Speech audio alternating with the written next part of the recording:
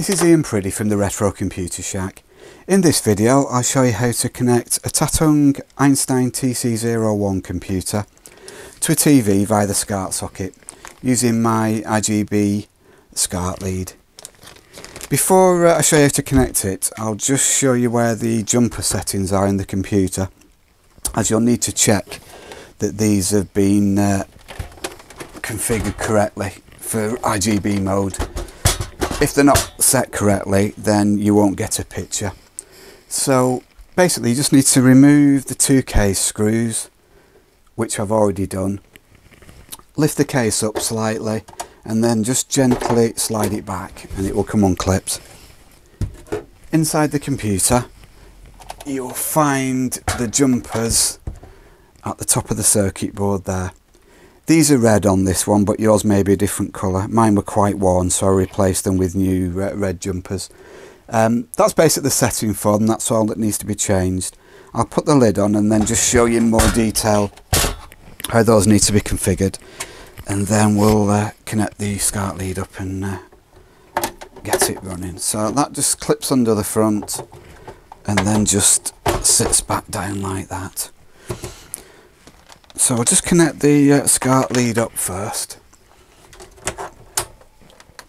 The Scart lead consists of, let's just zoom back out there. Got the Scart plug at one end, which most people in the UK and Europe will be familiar with. A standard that's disappeared now, but still quite usable. On the other end of the Scart lead, we've got the RGB socket, which plugs into the RGB socket on the back of the computer, and we've got this small fly lead which basically plugs into the analog 1 or 2 socket at the side of the computer. The reason for this is that the Scart input needs a voltage of between 1 and 3 volts on pin 16, which is called a blanking signal. If it doesn't receive that voltage, the TV won't switch to RGB mode and you won't see a picture. So designing the Scart lead this way allows you to connect to a Scart socket on a TV without modifying the TC01 at all. But to use this TV Scart lead, you'll need a free analog port on the back, which is where the joysticks normally plug in and various other things. So as long as you've got one free socket, then you're okay. So we connect the video plug, the RGB socket on the back of the machine, that goes in there, and then the short fly lead goes to the analog 1 or 2 sockets. It can be either or, they're both the same. And I'll plug that into there. Okay, I'm just going to clip that lid back on because it wasn't on properly. There we go. Right, so just turn that round and then connect the TV up and just show you the actual jumper settings in more detail.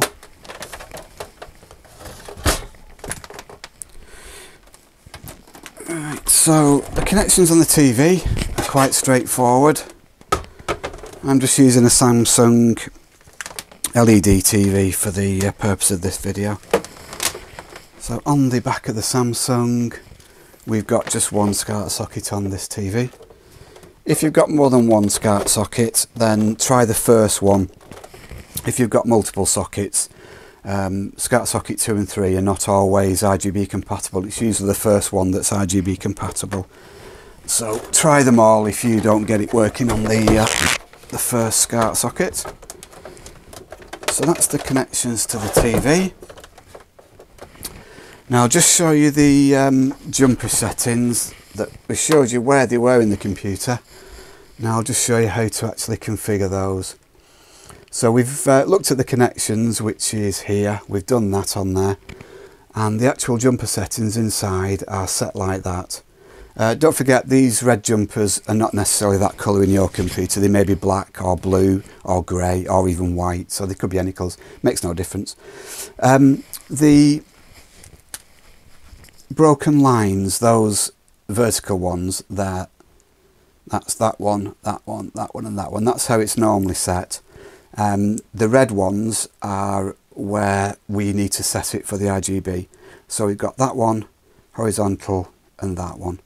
So you just got those 4 jumpers horizontal in those positions. That configures it for RGB mode, which we need for the connection to the computer for RGB usage.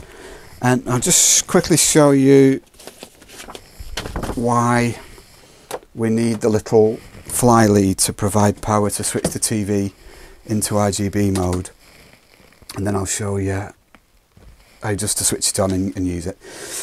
Basically pin 16, which is there, that's the back of the Scart socket as you would solder it. Pin 16, which is the blanking signal or RGB select, needs a voltage of between 1 and 3 volts to switch it into RGB mode.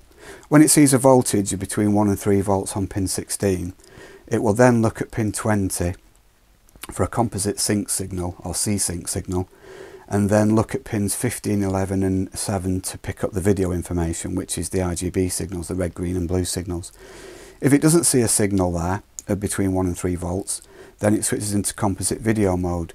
It will then ignore the video data on those 3 pins and just look for a composite video signal there, which is a video and a sync signal all in one, which is why it won't switch to RGB mode, and which is why you don't get a picture. So it's important to plug that fly lead in as we showed to provide that voltage.